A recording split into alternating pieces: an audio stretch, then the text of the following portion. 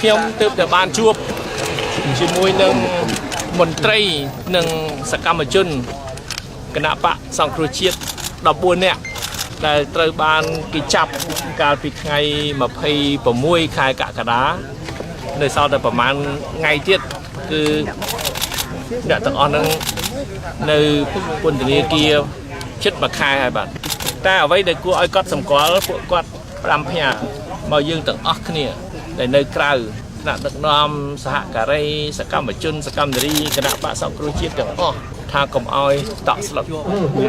ពួកគាត់អត់តក់ស្លុតទេខ្ញុំឃើញទឹកចិត្តពួកគាត់រឹងមាំ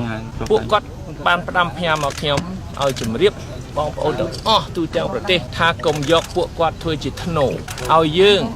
គណៈបកសង្គ្រោះជាតិបំពេញការងាររបស់យើងតាមការចាំបាច់គិតផលប្រយោជន៍ជាតិជាធំកុំបារម្ភ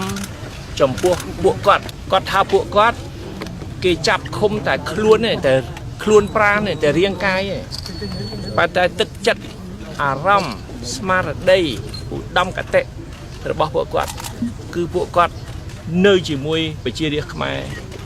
ទូទាំងប្រទេសខ្ញុំមានការគោរពចំពោះទឹកចិត្តសកម្មជនគណៈបកសង្គ្រោះជាតិដ៏ឆ្នើមឃើញថា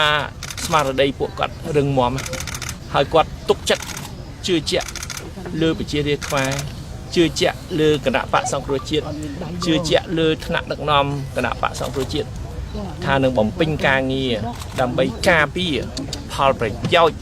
ប្រទេសជាតិឧត្តមប្រយោជន៍មិនមែនប្រយោជន៍បុគ្គលមិនមែនប្រយោជន៍គណៈបកណាទេគឺផលប្រយោជន៍ប្រទេសជាតិទាំងមូលប្រទេសជាតិរបស់យើងទាំងអស់គ្នា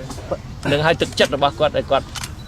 ពឹងខ្ញុំឲ្យខ្ញុំមកជម្រាបបងប្អូនទាំងអស់ដែលនៅក្រៅពន្ធនាគារប៉ុន្តែដល់ក្នុងនាមថ្នាក់ដឹកនាំពូរបស់គណៈបកតែដល់មានមធ្យោបាយដើម្បីជួបចរចាជាមួយលោកនាយករដ្ឋមន្ត្រីដើម្បីសូមឲ្យដោះលែងគាត់ដោយសារថាខាងគណៈបកជនបានលើកឡើងថាកុំយករឿងហ្នឹងមកនិយាយនៅលើតុ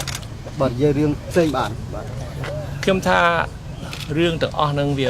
តាក់ទងគ្នាពីព្រោះថាអាស្រ័យលើស្មារតីបើមានស្មារតីបង្រួបបង្រួមជាតិគឺយើងច្បាស់ជាចេះអនុគ្រោះឲ្យគ្នាទៅវិញទៅមកធ្វើម៉េចប្រមូលកម្លាំងខ្មែរយើងដែលមានជំនាញដែលមានចំណេះដែលមានបទពិសោធន៍ដែលមានមធ្យោបាយដែលមានឆន្ទៈយើងរួមគ្នាដើម្បីការពារផលប្រយោជន៍ប្រទេសជាតិជាពិសេសបរណភាពទឹកដីនៃប្រទេសកម្ពុជារបស់យើងទាំងអស់គ្នាมันអាចគណៈបកណាតែមួយធ្វើអ្វីបានសម្រេចមានគណៈបក2ធំជាងគេនៅប្រទេសកម្ពុជាហើយគណៈបកនីមួយតំណាងឲ្យពាក់កណ្ដាលនគរมันអាចតំណាងគ្រាន់តែពាក់កណ្ដាលនគរបានអាចធ្វើអ្វីបានតាមចិត្តទេតើតែតំណាងពាក់កណ្ដាល2ដងតំណាងប្រទេសជាតិរបស់យើងទាំងអស់គ្នារួមគ្នាបានយើងអាចធ្វើការអ្វីមានប្រសិទ្ធភាពហើយយើងមុននឹងទៅជជែកជាមួយបរទេសយើងត្រូវបង្ហាញឲ្យបរទេសឃើញថាខ្មែរយើងរួមគ្នាខ្មែរយើងឯកភាពគ្នាបានបរទេសគេគោរពយើងបើបរទេសឃើញខ្មែរធ្វើបាបខ្មែរឃើញខ្មែរឆ្លោះគ្នាក្រុមណាទៅនិយាយជាមួយបរទេសគេអត់ឲ្យតម្លៃទេហើយយើងច្បាស់ជាមិនបានសម្រេចក្នុងការទាមទាររបស់យើងទាមទារទឹកដីយើងកុំឲ្យបរទេសពីខាងលិចពីខាងកើតលេបត្របាក់តាមចិត្តដូច្នេះជំហានទី1ត្រូវខ្មែររួបរวมគ្នាសិនបើខ្មែររួបរวมគ្នាតាក់ទងរឿងព្រំដែនរឿងបរណភាពទឹកដីនេះកុំ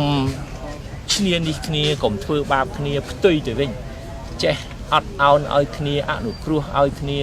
អ្នកណាធ្វើខុសទទួលខុសទៅខុសឆ្គងខ្លះមនុស្សយើងតែងតែមានកំហុសឆ្គងគ្មានមនុស្សណាដែលគ្មានកំហុសឆ្គងគ្មាននរណាដែលអាចអះអាងថាខ្លួនឯងមិនដែលខុសមិនដែលច្រឡំដូច្នេះបើយើង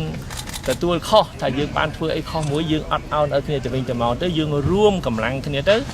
យើងនឹងការពារផលប្រយោជន៍ប្រទេសជាតិយើងប្រកបដោយជោគជ័យហើយដល់ក្រុងជួបលោកនាយករដ្ឋមន្ត្រីថ្ងៃណាឲ្យដើម្បីស្រស់ស្បាយខ្ញុំមិនទាន់មានគម្រោងភ្លាមអញ្ចឹងទេតែអាចគ្រប់ពេលវេលាតាមបទពិសោធន៍របស់ខ្ញុំគឺមានការទំនាក់ទំនង ថ្ងៃណាក៏អាចមានម៉ោងណាក៏អាចមាននាទីណាក៏អាចមានដូច្នេះវាអាស្រ័យលើកាលៈទេសៈអាស្រ័យលើឱកាសណាមួយមានហេតុផលថ្មីណាមួយយើងលើកមកអាចទម្លាយភាពតានតឹងភាពទាល់ច្រក